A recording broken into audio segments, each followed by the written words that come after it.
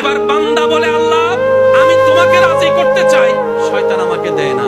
আমি তোমাকে রাজি করার জন্য নামাজ পড়তে চাই, সকালে ফজরের নামাজ পড়ার জন্য আমি মোবাইলে অ্যালার্ম দিয়ে রাখি, আর শয়তান এমন ভাবে আমাকে ভুলাই দেয়, ফুটবল খেলার জন্য আমাকে আধা ঘন্টা আগে ঘুম থেকে তুলে দেয়, কিন্তু ফজরের জন্য আমাকে সে উঠতে দেয় না, আমাকে উঠতে দেয় না। কথা বলেন ঠিক কিনা?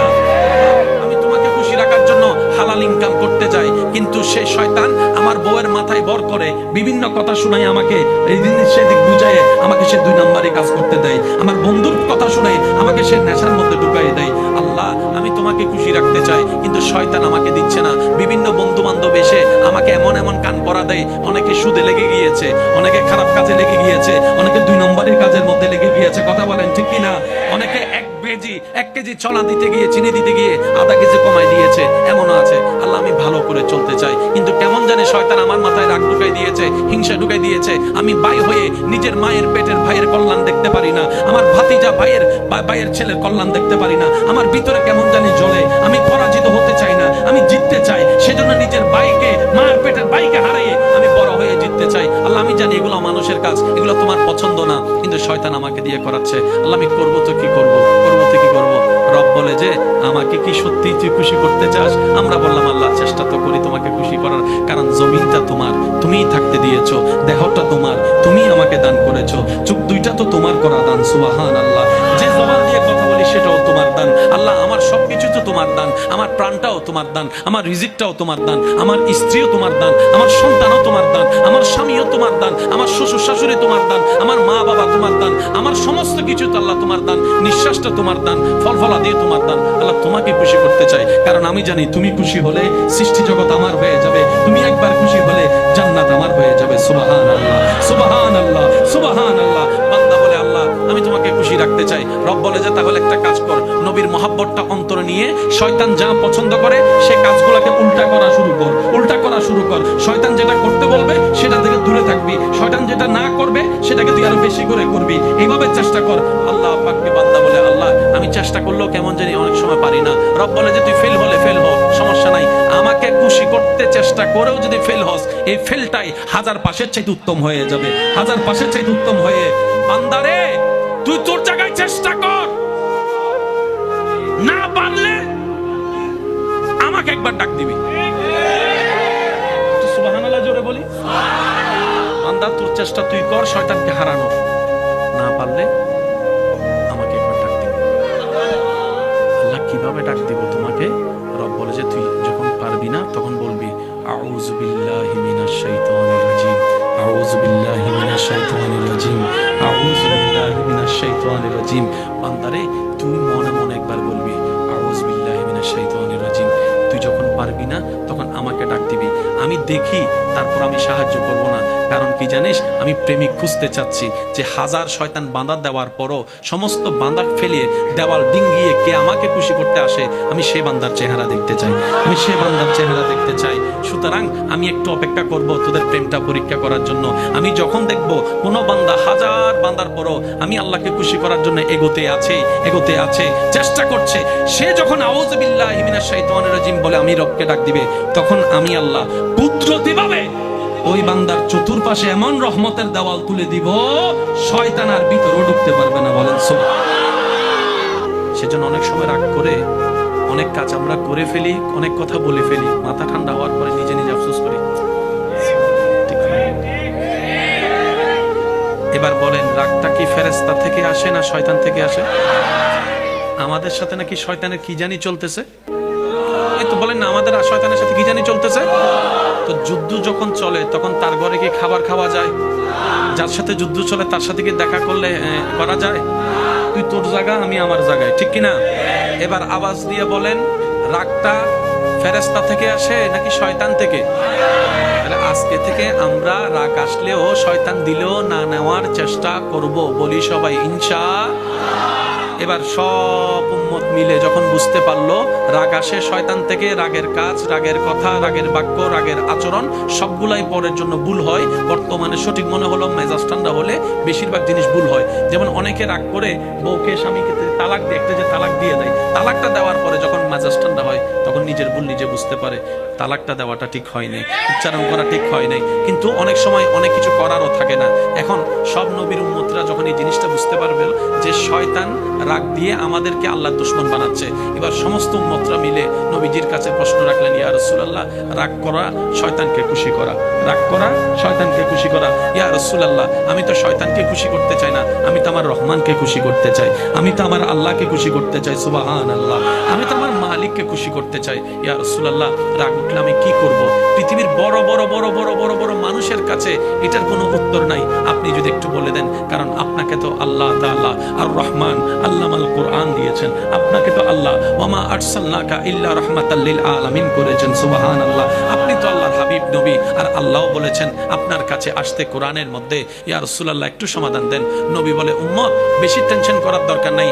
যদি রাগটা দাঁড়ানো অবস্থায় উঠে কোনো কথা বলা ছাড়া কারো সাথে তুমি বসে যাবা, বসেও যদি রাগ না কমে তুমি শুয়ে যাবা, শুয়ে যদি রাগ না কমে তুমি অজু করে নিবা, অজু করে নিবা, অজু করে নিবা। কারণ রাগ আসে জাহান্নাম থেকে, জাহান্নাম হচ্ছে আগুনের কয়লা, আগুনের কুণ্ডলী। আর যখন তুমি অজু করবা সেই আগুনটা এমনিই থেমে যাবে। বর্তমান সাইকোলজিক্যাল ডাক্তাররা এটার গবেষণা করে ওনারা বললেন, কেউ যদি রাগ করা অবস্থায় 2 থেকে 5টা মিনিট কোন রকম মুখটা বন্ধ রাখতে পারে নিচের দিকে তাকিয়ে, তার রাগ কমে যাবে, তার রাগ কমে যাবে। আপনি সেই সিদ্ধান্তের সাথে নবীর হাদিসকে যদি মিলাই দেখেন, দাঁড়িয়ে আছে, আপনি বসে গেলেন, আপনার লাগলো মনে করেন 30 সেকেন্ড, আপনি বসেও রাগ কমছে না, আপনি শুয়ে গেলেন, হয়ে গেল সেখানে 2 মিনিট অথবা 3 মিনিট, শুয়েও রাগ কমলো না, আপনি অজু করে আসলেন। টোটাল প্যাকেজটা যদি দেখেন ওই 5-7 মিনিটের একটা অংশ। এক কথায় মাথায় মনে বসাই ফেলেন, আজকে থেকে আমার রাগ উঠুক, মেজাজ উঠুক, মন খারাপ হোক, আমি নিচের দিকে তাকাই থাকবো, যেমনি হোক, মন যতই কথা বলুক, আমি মুখটাকে বন্ধ করে রাখবো, মুখটাকে বন্ধ করে রাখবো, মুখটাকে বন্ধ করে রাখবো। বিশ্বাস করেন 3টা মিনিট আপনি মুখটা বন্ধ করে রাখবেন নিচের দিকে তাকিয়ে, আর ওদিকে আল্লাহর সাহায্য চাইবেন। আউযু বিল্লাহি মিনাশ শাইতানির রাজিম, আউযু বিল্লাহি মিনাশ শাইতানির রাজিম, আউযু বিল্লাহি মিনাশ শাইতানির রাজিম। নিচের দিকে যখন তাকাই থাকবেন, আপনি যখন রাগ করবেন না, তখন শয়তান কি করবে জানেন? আপনার সামনের মানুষটাকে আরো বেশি উস্কাই দিবে, সে যেন আরো বেশি করে, আরো বেশি বলে। আপনি এই জিনিসটা মাথায় রাখবেন। অনেক সময় স্ত্রীকে উস্কাই দিবে, অনেক সময় স্বামীকে উস্কাই দেয়, অনেক সময় বড় ভাইকে উস্কাই দেয়, অনেক সময় ছোট ভাইকে উস্কাই দেয়। আপনার কাজ হচ্ছে নবীর সুন্নত মোতাবেক নিচের দিকে তাকাই থাকা। তোর গালি দেওয়ার গালি দে, বকা দেওয়ার বকা দে, বদনাম করার বদনাম কর। আমার বুক আছে উত্তর দেওয়ার, কিন্তু আমি উত্তর দিব না, কারণ আমার রব গালি দাদাকে পছন্দ করে না, নীরব থাকাকে পছন্দ করে। সুবহানাল্লাহ। 3টা মিনিট। আল্লাহু আকবার। উচ্চ আওয়াজ একবার বলি মারহাবা। মুখ কি রাখবো একটু বলি না? চোখ কোথায়? যার সাথে ঝগড়া হবে কখনো তার চোখে চোখে তাকাবেন না, মনে থাকবে এগুলা। হ্যাঁ, একদিনে হবে না, প্র্যাকটিসে হয়ে যাবে। ভাই পারবো ইনশাল্লাহ। এবার আসেন, স্ট্রোক করি মরিবের ইচ্ছা আছে না? হার্ট ওর দুর্বল বানাবের ইচ্ছা আছে না? বেশিরভাগ মানুষ স্ট্রোক করে রাগের কারণে। ওয়া যারা সিডেঙ্গে আসো তার কেন আওয়াজ দে হসে ঠিক না বে ঠিক?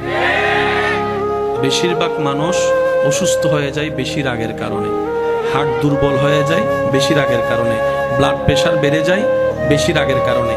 সেই জন্য সুস্থতার জন্য ডাক্তারের কাছে গেলে ডাক্তারের প্রথম কথা বলে, বেশি দুশ্চিন্তা করবেন না, বেশি টেনশন করবেন না, বেশি রাগ করবেন না, ঠিক মতো ঘুমাবেন, রাত বেশি জাগবেন না, খাবার যা পাবেন ডানাতে বাঁতে সব মুখের মধ্যে ঢুকাই দিয়েন না। কথা বলেন, কথা বলেন, কথা বলেন। একটু হাঁটাহাঁটি করার চেষ্টা করবেন, শরীরে একটু ঘাম আনার চেষ্টা করবেন। মুখে যা মন চায় তা চিল্লাচিল্লি করেন না, মনে যা মন চায় তা খাইয়েন না। মিষ্টি পাইছেন একদম রসমলাই মিষ্টি 10 ফোঁটা ঢুকাই দিবেন, এটা করেন না। যদি সুস্থ থাকতে চান, ঠিক একই সব কথা 1450 বছর আগে সুস্থতার জন্য নবী রাহমাতুল লিল আলামিনকে দিয়ে আমাদের রব আমাদেরকে জানাই দিয়েছেন। এনে গোসা নইলে আস্তে করে হয়ে ফেলে বেদেরি। শহরের মানুষ বেশি সুস্থ না গ্রাম্য মানুষ? শহরের মানুষ সুস্থ না গ্রাম্য? এনে বহুজন আছে গ্রামত বাড়ি হইল গ্রামের পরিচয় দিতে নসায়, আবার ফুয়া মাইয়ের সিডেঙ্গা হতো শিক্ষিত নসা দিল আছে। যদি বাতিজাল মামা বাইনের যদি যদি একখানা সিডেঙ্গা হতা হয়, ফিসুতন একজন আতায় আকল আকল এগুলো বলিও না, মাথো না মাথো না মাথো না মাথো না, আকল আকল এগুলো বলিও না। এগুলো কি হতে? এগুলো কাইয়া বাসা কি ভাষা বলে? অথচ বাপ দাদা নানা বেগুনে ভাষা হইয়ের বড় হই দেন। তো এদের সাধু ভাষা শিখাতে, আব্বু আব্বু তুমি এদিকে যাও না, এদিকে গেলে তুমি চিস্তি রেখায় পড়ে যাবে। ওনারা রাখা তৈলে কিছু আছে না? নাই ভানলার কেন আছে? আছে বেগুন, আছে বেগুন স্ট্যান্ডার্ডই তো সাথে, ঠিক না? শুনেন ভাই, আপনি কোনটাকে স্ট্যান্ডার্ড মনে করছেন আর কোনটা কল্যাণ করে স্ট্যান্ডার্ড, পার্থক্য আছে। শুধু আমি আপনাদেরকে একটা কথা বলি, আমি উন্নত প্রযুক্তির বিপক্ষে নয়, তবে এটাও মানতে হবে আমরা উন্নত প্রযুক্তিকে ব্যবহার করার মতো করতে জানি নাই। একটু জোরে বলেন ঠিক কিনা? মোবাইল যিনি আবিষ্কার করেছেন উনি এই লক্ষ্যে আবিষ্কার করেছেন, দুইজন চোর দুই দিকে দাঁড়াবে, মোবাইল ব্যবহার করে মানুষের টাকা চুরি করবে, ডাকাতি করবে, সেজন্য? একটু জোরে বলি না সেজন্য? ইন্টারনেট যিনি আবিষ্কার করেছেন উনি এই নিয়তে, এই লক্ষ্যে আবিষ্কার করেছেন, পৃথিবীর মানুষগুলা ইন্টারনেট চালাতে চালাতে পড়ালেখাও বন্ধ করে দিবে, গেম খেলতে খেলতে নিজের ব্রেনটাও খাইয়ে ফেলবে, মা বাবার কথাও শুনবে না। এই কারণে ব্যবহার করতে জানি নাই, ব্যর্থতা কাদের? বলে না ব্যর্থতা। মনে রাখবেন ভাইয়েরা, একটা সময় প্রবাসী ভাইদেরকে জন্য কোন প্রবাসী ভাই দেশে আসবে শুনলে এলাকার মানুষ ভেঙে যেত এয়ারপোর্টে। আমার মুরব্বীর একটা আওয়াজ দেন। বিদেশ থেকে অনেক মাস পরে একটা চিঠি আসতো, একটা ওই ক্যাসেট আসতো।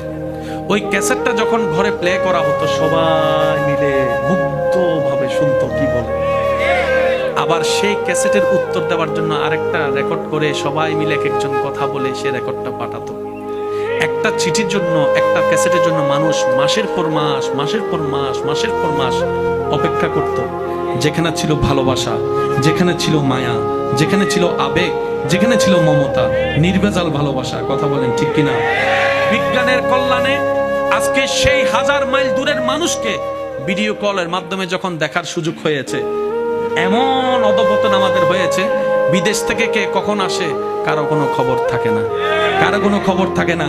আগে একটা চিঠি পাওয়ার জন্য যে অপেক্ষাটা করত ভালোবাসার মানুষে, স্বামীর চিঠি পাওয়ার পরে স্ত্রী সেই চিঠির মধ্যে ঘ্রাণ চুপে দেখতো স্বামীর হাতের ঘ্রাণ পাওয়া যায় কিনা। ভালোবাসার এমন পর্যায়ে ছিল। আজকে সেই প্রবাসী দেশে আসলে অনেক সময় এলাকার মানুষেরও খবর থাকে না। 3 দিন পরে রাস্তায় দেখলে জিজ্ঞেস করে, কিরে কখন আসছস তুই, কয়দিন থাকবি, শেষ। আমি বলতে চাচ্ছি কি, পৃথিবী যত আমাদের জন্য সহজ হয়ে যাচ্ছে, আমরা কেমন জানি তত স্বার্থপর হয়ে যাচ্ছি। পৃথিবী যত যত সহজ হয়ে যাচ্ছে, আমরা কেমন জানি তত অধৈর্য হয়ে যাচ্ছি। আগে একটা চিঠির জন্য 2 মাস অপেক্ষা করত, আর এখন একটা কল দেওয়ার পর রিসিভ না করলে দ্বিতীয় কলের মধ্যে তাকে বকা দেওয়া শুরু করে দেয়। বুঝতে পারছি কথা? আমরা দিন দিন কি হয়ে যাচ্ছি? অধৈর্য হয়ে যাচ্ছি। বলেন, আমরা দিন দিন কি হয়ে যাচ্ছি? অধৈর্য হয়ে যাচ্ছি। মনে রাখবেন ভাইয়েরা, আল্লাহ তাআলা ইসলামকে এমন ভাবে সাজিয়েছেন যেখানে সর্ব প্রশ্নের উত্তর কল্যাণময় নিয়ামত আল্লাহ দান করে দিয়েছেন। চিৎকার দিয়ে বলেন না সুবহানাল্লাহ। আল্লাহ আমাদেরকে ইসলামের রজ্জু ভালোভাবে ধরে সামনে এগোনোর তৌফিক দান করুন। কথা আমি শেষের দিকে মনোযোগ চাচ্ছি। আপনাদের এই এলাকায় ভাই ভাই ভাই বোনের মধ্যে ঝামেলা আছে না? স্বামী স্ত্রীর ভিতর দ্বন্দ্ব আছে না? ভাই মাইকের আওয়াজ ছোট করে দেন, মাইকের আওয়াজ একটু ছোট করে দেন। অত্র এলাকায় যত ঝামেলা আছে, আমি আপনাদের ছোট ভাই হিসেবে আবদার করে একটা কথা বলি। বাহিরের মানুষের সাথে শত্রুতা না হয় মেনে নিলাম, আপন নয় রক্ত নয় শত্রুতা আমি করলেন। নিজের রক্তের সাথে শত্রুতা করা কত বড় বোকামি কাজ। একটু কথা বলেন, রাতের 3টা বাজে যদি আপনি অসুস্থ হয়ে যান, আপনার পাশে কে দাঁড়াবে? একটু চিন্তা করে দেখেন। আমরা তো এখন এমন পর্যায়ে চলে গিয়েছি, ডান বাসার বাড়িতে কি হয়, বাম পাশের বাড়ির কোনো খবর, কে আসলো কে মরলো। সত্যি করে বলি না রে ভাইয়া, আগে ঈদের একটা আমেজ ছিল, এখন ঈদের দিন অনেক ছেলেরা এখানে আছে ঘুমাই যায়। যদি আমি ভুল বলে না থাকি একটু আওয়াজ দিয়ে বলেন ঠিক কিনা? ঈদের নামাজটা পড়ে এসে ওই সাইড ফাস্টটা কর, এক ঘুম উঠছে সন্ধ্যাবেলায়। ওই আমেজ দিন দিন আমরা হারিয়ে ফেলতেছি। কথা বলেন ঠিক কিনা? পৃথিবীতে আর বাঁচবো কয়দিন? ঝগড়া তো থেকে যাবে, মামলা থেকে যাবে, হিংসা থেকে যাবে, পারিবারিক দূরত্ব থেকে যাবে, আপনাকে আমাকে চলে যেতে হবে, সবকিছু ফেলে কবরে। আর যে সন্তানদের পরিবারের জন্য আপনি সন্তান এই সম্পদ নিয়ে ঝগড়া করছেন, এই সন্তানেরই তো আপনি মারা যাওয়ার পরে তাড়াতাড়ি বলবে যে রাসে পচা গন্ধ বেরোবে, তাকে তাড়াতাড়ি কবর দিয়ে দাও। আমি অনুরোধ করে বলছি, ভুল বুঝাবুঝি সব জায়গায় হয়েছে, হচ্ছে, হবে। শয়তান যতক্ষণ আছে, দুনিয়া যতক্ষণ আছে, ভুল বুঝাবুঝি থাকবেই। এটা ব্যাপার না। আপনি বড় ভাই, ছোট ভাই ভুল করছে আর কি, পিঠে একটা থাপ্পড় দিয়ে তাকে একটু জড়ায় ধরেন না, দেখি না কতক্ষণ রাগ করে থাকে। একটু জোরে বলি না? আপনি ছোট ভাই, বড় ভাই একটা কিছু করছে আর কি, আপনি বড় ভাইকে পিছন থেকে জড়ায় ধরেন, ভাই যতক্ষণ মাফ না করবো আমি ছাড়তেছি না। সে হয়তো প্রথমবার ধাক্কা দিয়ে বলবে তোর সাথে আমার কোনো সম্পর্ক নাই, দ্বিতীয়বার ধাক্কা দিয়ে বলবে তুই আলাদা আমি আলাদা। 5টা মিনিট দেখেন না, রক্ত তো রক্তকেই টানবে, কথা বলেন ঠিক কিনা? আজকে এক ভাই আরেক ভাইয়ের সাথে দ্বন্দ্ব থাকার কারণে বাতিজির বিয়েতে চাচা যাচ্ছে না, লাভটা কি হচ্ছে? অনুরোধ করে বলি, একটা হাদিস মনে রাখবেন। নবী রাহমাতুল্লিল আলামিন বলছেন, 2 জন দ্বন্দ্বকারীর ভিতরে যে যত তাড়াতাড়ি তার বিপরীত পার্সনকে মাফ করে দিবে, আল্লাহ তাআলা খুশি হয়ে তত তাড়াতাড়ি তার গুনাহ মাফ করে দিবে। নবীজি বলছেন, 2 জনের মধ্যে দ্বন্দ্ব হয়েছে, রাগারাগি, অভিমান, ভুল বুঝাবুঝি, যেই হোক 2 জনের ভিতর হয়েছে। একজন ভুল বুঝতে পেরে আরেকজনের কাছে নিজে থেকে মাফ চেয়েছে, ভাই আমার ভুল হয়েছে, মাফ করে দে। নবী বলছেন, সে যদি সেদিন মাফ না করে, সে আমার উম্মতের অন্তর্ভুক্ত থাকবে না। আর আমি নবীর উম্মতের অন্তর্ভুক্ত না থাকলে আমি হাসরের ময়দানে তার জন্য সুপারিশও করব না। সেজন্য ভাই মাফ করে দেন। মাফ করা আল্লাহর সুন্নাত। সুবহানাল্লাহ। আমাদের গুনাহ কি একটা নাকি 1000টা? তারপরও তো আমরা আল্লাহর কাছে মাফ চাচ্ছি, আল্লাহ মাফ করে দাও, মাফ করে দাও, মাফ করে দাও।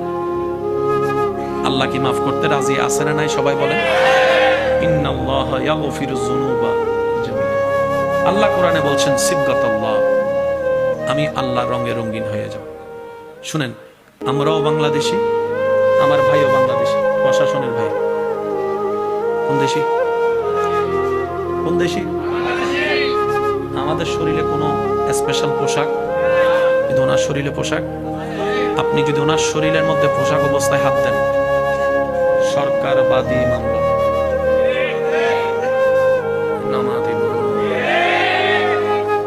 কোন আইনের মানুষকে যদি অন ডিউটি পোশাক অবস্থায় অন্যায়ভাবে কেউ হাত দেয়, নিজের থেকে ওনার মামলা করা লাগবে না, সরকার বাদী মামলা। আমি সরকার বলেছি, এখানে আবার কোনো দল ডুবে ফ্যাঁস লাগাইন না। আল্লাহর বান্দাদের ভিতরে এমন কিছু বান্দা আল্লাহ দয়া করেন যারা আল্লাহর রঙে রঙিন হয়ে যায়। শেষ ভালো যার, সব ভালো তার। একটু সবাই বলি সুবহানাল্লাহ। আল্লাহর রঙে রঙিন হয়ে যায়, নিজের চেষ্টাও থাকে, আল্লাহ দয়া করে কবুল করে। তাদের জন্য ইজ্জত দুনিয়া এবং আখিরাতে। আল্লাহ পাক আমাদের সবাইকে আল্লাহর রহমতের নিয়ামত নিয়ে হাসি মুখে জীবন যাপন করে ঈমানের সাথে কবরে যাওয়ার তৌফিক দান করুন। এখানে যারা আমার উপস্থিতির মধ্যে আছেন সামনাসামনি, আপনার অন্তরে যারা কষ্ট দিয়েছে, ইচ্ছাই অনিচ্ছায়, ন্যায় অন্যায় সবকিছু ভুলে আল্লাহর দিকে তাকায় মাফ করে দেন। মাফ করতে পারবেন? যদি আপনার গুনাহ হয় বেশি, আপনার জীবনে আল্লাহর থেকে ক্ষমা চান, আশা করেন, তাহলে আপনি মাফ করে দেন আল্লাহর বান্দাকে। আপনার ভাই, চাচা, যেটা সব কিছু ভুলে যান। যে আপনাকে কষ্ট দিয়েছে সে কার বান্দা? বলি না ভাই, কার বান্দা? আপনার বউটা কার বান্দা? আপনার স্বামীটা কার বান্দা? আল্লাহর দিকে তাকায় বলেন মাফ। শুনি নাই আমি, আরো জোরে বলেন। যারা আপনাকে কষ্ট দিয়েছে, কারো প্রতি কোনো রাগ, অভিযোগ, অভিমান, সবাইকে মাফ বলেন, সবাইকে। এবার এই যদি অন্যায় করেই থাকে, বিচার আল্লাহ করবে। সেজন্য একটা কথা মনে রাখবেন, সবকিছুর বিচার করতে চাইেন না। বান্দা করে ফেললে আল্লাহ করে না। আর আল্লাহর মতো বিচারক আর কেউ, আপনি আমি বিচার করতে গেলে 19-20 হবেই, ঠিক না? সেজন্য যারাই আপনাকে দুনিয়াতে কষ্ট দিয়েছে, আপনি নিজের মন থেকে তাদেরকে মাফ করে নিজের মনকে হালকা করে নেন। বিচারটা রবের না উপর ছেড়ে দেন। রব্বুল আলামিন এমন ভাবে তাদেরকে বিচারের কাঠগড়ায় ফেলবে, তখন আপনার আর সেটার প্রতিশোধ নেওয়ার দরকার। আর মনে রাখবেন, প্রতিশোধের চাইতেও ক্ষমা বড় উত্তম। ক্ষমা করার জন্য জিগর দরকার হয়, যার তার পক্ষে ক্ষমা করা সম্ভব। আপনার আমার নবীকে কষ্টের পর কষ্ট দিয়েছে যে জাতি, মক্কা বিজয়ের দিন সেই নবী সেখানে এসে মাফ করে দিয়েছেন, মাফ করে দিয়েছেন। আল্লাহ তাআলা আমাদের সবাইকে নবীর সুন্নত মোতাবেক জীবন যাপন করার